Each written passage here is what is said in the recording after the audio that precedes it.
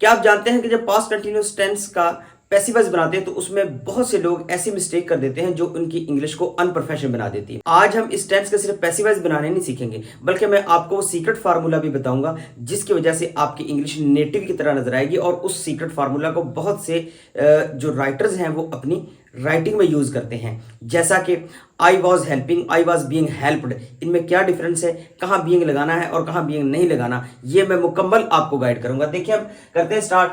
तरीका इस टेंस के फिक्रों को पैसिव वॉइस बनाने का तरीका है कि सबसे पहले मफूल को फाइली हालत में लाते हैं। जो ऑब्जेक्ट होगा सेंटेंस में उसको सब्जेक्टिव फॉर्म में लाएंगे। फिर उसके बाद helping verb was were being, इन दोनों में से वॉज बीइंग या वर बीइंग में से एक आएगा। फिर उसके बाद फेल की तीसरी हालत लगाते हैं। उसके बाद बाय लगाकर फाइल को मफूली हालत में लाते हैं। अब ये इसका शॉर्ट फार्मूला है जो मैंने लिख दिया, सब्जेक्ट वाज वर और उसके साथ बीइंग, यानी वाज वर में से एक और फिर उसके साथ बीइंग, फिर उसके बाद वर्ब की थर्ड फॉर्म, फिर बाय लगाना है, फिर ऑब्जेक्ट मफूल आ जाएगा।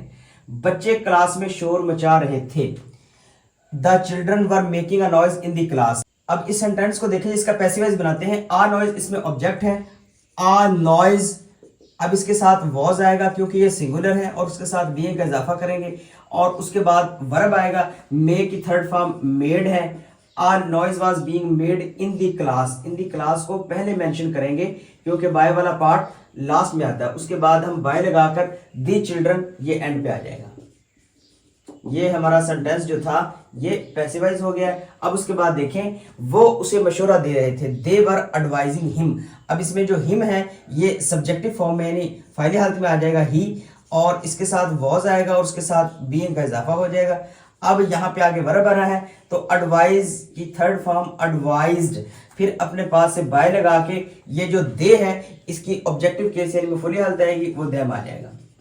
रुकिए, असली चैलेंज तो अभी बाकी है क्योंकि हमने इस टेंस के नेगेटिव और इंटेरोगेटिव सेंटेंसेस को अभी तक तो पैसिव वॉइस बनाया ही नहीं। और इस वीडियो के एंड पे मैं आपको ऐसे सेंटेंसेस की कुछ लिस्ट भी दूंगा कि जिनका पैसिव वॉइस बनता ही नहीं है और हम वहां पे बीइंग लगा के अपनी इंग्लिश को टोटली खराब कर देते हैं। देखिए, जैसे वो एक अहम मजमून नहीं लिख रहा था। जब इसको पैसिव वॉइस बनाएंगे, इस टेंस के सेंटेंस को नेगेटिव बनाने के लिए वॉज वर के बाद नॉट लगाते हैं। बस वो जब वॉज वर आएगा तो उसके बाद नॉट आएगा। जैसे एन इंपॉर्टेंट ऐसे, ये इसका ऑब्जेक्ट है, इसको स्टार्ट में ले आएंगे, एन इंपॉर्टेंट ऐसे। अब ये लगाने के बाद हमने इसमें लगाना है वॉज क्योंकि ये सिंगुलर है, और उसके बाद नॉट लगा देंगे और फिर आएगा बीइंग। एन इंपॉर्टेंट ऐसे was not being written, right की थर्ड फॉर्म रिटन। अब हमने बाय लगा के और ही की ऑब्जेक्टिव फॉर्म हिम आ जाएगी। ये हमारे नेगेटिव सेंटेंसेस थे। उसके बाद देखें इंटेरोगेटिव सेंटेंस, सवालिया सेंटेंसेस के लिए हम शुरू में वॉज या वर, फिर मफूली फाइल, उसके बाद बीइंग, फिर फेल की तीसरी हालत और उसके बाद बाय लगाकर फाइल को मफूली हालत में लाते हैं। जैसे क्या तुम अपने मुल्क से प्यार कर रहे थे, were you loving your country. अब ये इसका ऑब्जेक्ट है,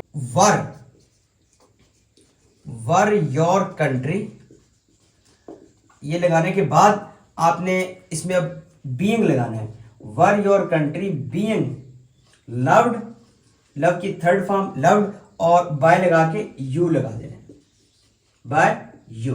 आगे बढ़ने से पहले ये जो सेंटेंस स्क्रीन पे लिखा हुआ आ रहा है, इसका आप करेक्ट पैसिव वॉइस बना के कमेंट सेक्शन में कमेंट करें, और जिसका आंसर करेक्ट होगा उसके आंसर को मैं अपने कमेंट में पिन करूंगा।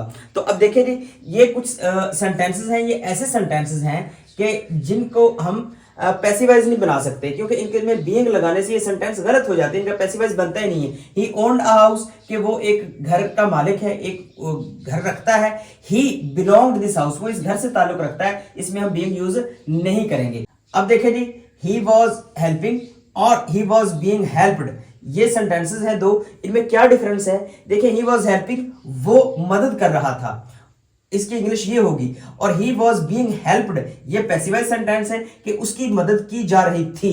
तो उम्मीद है कि स्टूडेंट्स आपको इसकी समझ आई होगी और आप नेक्स्ट वीडियो तक इसकी प्रैक्टिस करते रहें। और अगर कोई आपको इशू हो तो आप कमेंट सेक्शन में मुझे कमेंट करके पूछ सकते हैं। अल्लाह हाफिज।